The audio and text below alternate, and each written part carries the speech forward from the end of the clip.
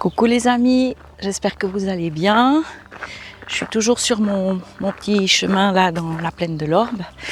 J'essaye de trouver un petit coin sympa pour vous parler du sujet que j'ai envie d'aborder dans cette vidéo. Mais je vous fais déjà un tout petit message parce que ça m'a fait tout drôle de filmer le pylône et je passe près de mon pylône. C'est là que j'ai marché pendant des semaines. Et aujourd'hui, je vais aussi dépasser le pylône pour prendre ce petit chemin.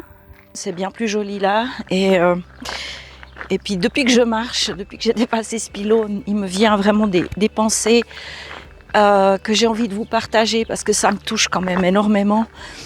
Alors déjà, j'aimerais dire toute ma compassion.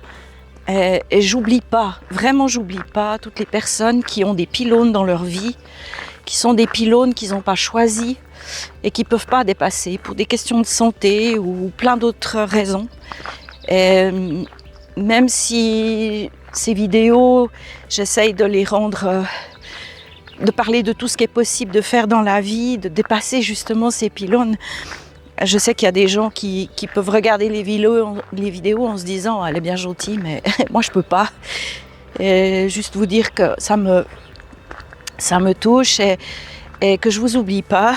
Et puis peut-être que ces vidéos, vu que ce sera quand même pas mal de vidéos où je vais visiter des endroits, je vais marcher, peut-être que par mes vidéos vous allez pouvoir dépasser votre pylône et que ça vous fera du bien de voir autre chose.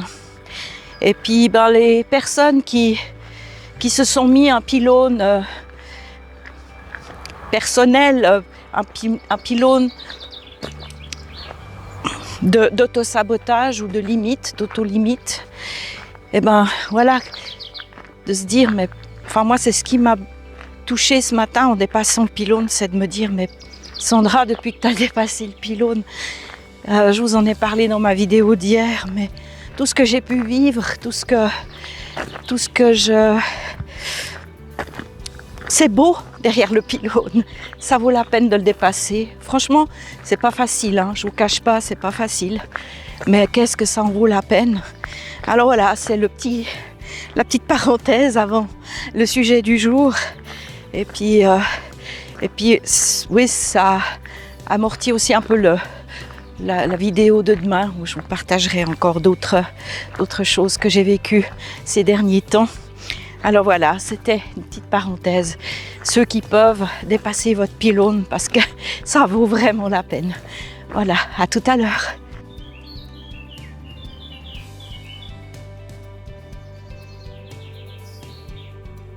Voilà, j'ai trouvé un petit coin pour m'asseoir. Écouter le vent dans les arbres, ça c'est aussi un bruit que j'aime beaucoup. Le sujet d'aujourd'hui, alors hier je vous ai raconté mes premiers exploits, c'était vraiment des exploits, en partant en Bretagne et puis à l'île d'Elbe. Et quand je suis revenue, j'avoue que j'avais pas forcément d'autres idées, d'autres projets, d'autres vacances en tête. Par contre, très vite, j'avais le sentiment que j'avais quelque chose à dire, à partager, parce que je me suis dit, des personnes de ma génération, il doit sûrement y en avoir d'autres qui connaissent pas le sujet des HP. Moi, honnêtement, je le connaissais pas du tout. Et mon témoignage me semblait important. Enfin, j'avais pas envie de me dire youpi, j'ai compris tout ça, je vais faire ma vie, puis tant pis pour les autres. Je sais pas, j'avais vraiment ce besoin de dire aux autres faites attention. Il y a un sujet que peut-être ça vaut la peine de creuser. En tout cas, je peux confirmer que, comme c'est écrit dans le livre Trop intelligent pour être heureux, ça peut arriver que des faux diagnostics viennent. J'avais aussi envie de le dire pour que peut-être les psychiatres, les psychologues, ils pensent un petit peu plus à ces intelligences atypiques avant de partir dans des diagnostics psychiatriques. Parce que franchement, je suis une preuve vivante qu'on peut se tromper et que ça peut avoir de lourdes conséquences. Voilà. Alors, Comme je vous ai déjà dit dans une de mes premières vidéos, j'adore écrire, j'aime écrire. J'ai décidé de raconter mon histoire, de ma naissance jusqu'à la découverte de mon côté atypique, de mon côté zèbre. Oui, il y a le coup du zèbre aussi, j'ai envie de... je fais partie des gens, je sais que tout le monde n'est pas... On a tous des avis différents sur le sujet des HP, des surdoués, c'est très complexe, il y a beaucoup d'avis différents, beaucoup d'opinions différentes. Là, je tiens à préciser que tout ce que je dis là, je le dis à titre privé, c'est mon point de vue personnel, ça n'engage que moi, je ne suis pas là pour dire que j'ai raison. Mais en tout cas, une chose est sûre pour moi, c'est que le terme zèbre, comme c'est dit dans le livre d'ailleurs, je l'ai pris de là. Perso, j'aime bien ce terme, il n'y a pas ce côté intelligence, enfin voilà. Alors maintenant j'ai compris que je le suis, mais enfin je ne suis pas là pour revendiquer ce genre de truc. Par contre, je sais que je suis un drôle de zèbre. Et voilà, du coup, de me dire que je suis un zèbre, ça me suffit amplement, je n'ai pas besoin de plus. Alors je me suis mise à écrire un livre qui s'appelle d'ailleurs Le combat d'un petit zèbre, où je raconte mon parcours. Et quand je l'ai fini, alors c'est mon petit mari comme d'hab qui est au taquet avec moi. Il a vraiment tous les rôles dans ma vie, chauffeur, monteur vidéo, correcteur de livres, enfin voilà. Mais c'est vrai qu'il a presque tous les jours, il y a un moment où je lui demande de corriger mes fautes parce que j'assume pas trop et j'essaye d'en faire le moins possible. Et du coup, j'ai fini d'écrire mon livre. Serge l'a corrigé, il m'a aidé à le mettre vraiment joli. Donc, il est imprimé en livre. C'est mon bébé, j'en suis très fière. Après, il n'est pas édité. Et à première vue, je ne pense pas qu'il sera jamais édité. Je n'ai pas cette prétention-là. Mais j'avais quand même envie de savoir s'il pouvait être utile pour d'autres. Le but, c'était pas non plus de le mettre dans un tiroir, parce que ça n'aurait pas été très, très logique.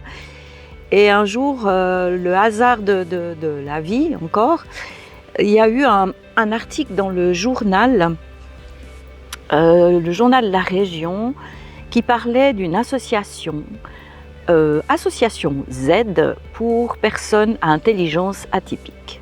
Alors, j'ai lu cet article et tout à la fin, il y avait le président, Patrick Steger, avec un numéro de Natel. Et moi qui ne suis pas très ordinateur, moi j'y vais pas trop sur l'ordi, ça m'allait bien. Un Natel, ça m'allait bien parce que je pouvais faire un petit message tout bête sans passer par des grands moyens. Et du coup, j'ai écrit un petit message à M. Steger en lui disant, voilà, j'ai 60... à l'époque-là, j'avais 60... bref, on s'en fiche. J'ai écrit un livre, je ne sais pas ce qu'il vaut. Les amis, tout ça, me disent qu'il est sympa, qu'il est bien, mais j'ai le souci qu'il ne soit pas objectif parce qu'ils sont amis, etc. Et lui, en tant que président d'une association pour personnes à intelligence atypique, qu'il ne me connaît pas du tout, je l'estimais plus à même de me donner son avis. Alors je lui ai proposé de lui envoyer mon livre et puis qu'il me fasse juste un retour sincère, vraiment franc et sincère, de est-ce que je le mets dans un tiroir ou est-ce qu'il peut être utile. Voilà, il a tout de suite adhéré à l'idée, trop chou, j'étais contente. Je lui l'ai envoyé, j'ai attendu avec fébrilité son téléphone pour me dire ce qu'il en pense, on s'est rencontrés. Et là, il me dit, oui, moi en tout cas, je trouve que c'est un beau parcours, extrêmement atypique, effectivement. C'est votre vie, ça a le mérite d'être raconté. Moi, je propose déjà de le mettre éventuellement à la bibliothèque de l'association.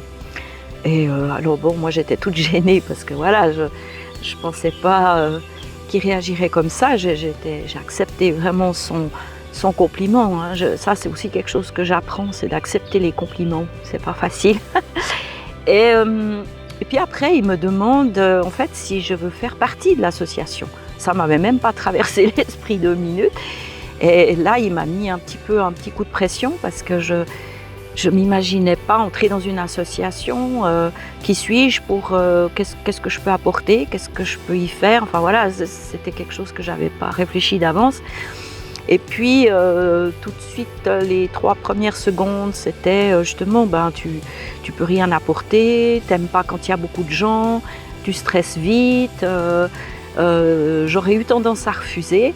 Et très vite aussi, droit derrière, l'inverse, le pylône. Sandra, c'est une belle proposition et c'est une belle occasion pour toi d'amener un petit peu de ton parcours, de ta vie, de pouvoir aider dans une association des enfants, des jeunes, des adultes en difficulté. Même si je ne suis pas psy et que je ne vais pas apporter de solution ou de grandes phrases, mais au moins par ma présence, par mon écoute, par mon accueil, par mon soutien, par qui je suis, peut-être que ça peut amener. Et j'ai senti aussi que ça pouvait beaucoup m'apporter à moi, de rencontrer d'autres gens qui traversent un peu les mêmes choses et voilà, d'être utile. Après, j'ai quand même demandé à Patrick, mais qu'est-ce que je pourrais bien faire dans l'association ? Et il m'a dit, mais puisque tu aimes lire, bon c'est très vite tutoyé, puisque tu aimes lire, est-ce que tu serais d'accord de t'occuper de la bibliothèque de l'association ? C'est vrai que l'association, elle était toute neuve, il n'y avait pas encore de locaux, il y avait déjà le site internet et il y avait certains livres qui étaient sur le site et il fallait juste peut-être faire des commentaires sur les livres, en trouver d'autres. Et j'ai dit oui, pourquoi pas, et je me suis embarquée dans cette première aventure, c'était de lire des livres de l'association et ça m'a permis aussi de comprendre encore plus de choses sur le sujet, de lire beaucoup de témoignages, de lire beaucoup d'avis différents, enfin j'ai beaucoup appris en faisant ça. Et puis l'autre chose qu'il m'a proposé, moi qui aime bien marcher, c'était de proposer des petites balades, des choses toutes simples pour les gens, pour se rencontrer, pour s'aérer le cerveau et voir d'autres choses, d'être dans la nature. Et c'était aussi dans mes cordes, du coup j'ai aussi accepté de faire ça. Et pendant une année, je me suis contentée de faire ça avec énormément de plaisir. J'aimerais quand même aussi dire 2-3 choses par rapport au HP. Qui aussi n'engage que moi. Il y a 2 choses. La première, il y a quelque chose que j'entends souvent, des gens probablement qui ne sont pas concernés, parce qu'il ne faut pas être concerné pour dire « Ah mais de toute façon, ces histoires de HP, de zèbres, de surdoués, c'est une mode ». Honnêtement, c'est vrai qu'on en parle de plus en plus, mais je refuse et je ne suis pas d'accord sur le principe de dire que c'est une mode. C'est juste... En gros, une découverte, c'est juste, on en apprend de plus en plus. Et heureusement, mon Dieu, si j'avais pas lu le livre de Être trop intelligent pour être heureux, si j'avais pas Catherine qui m'en avait parlé, mais je sais même pas où je serais aujourd'hui.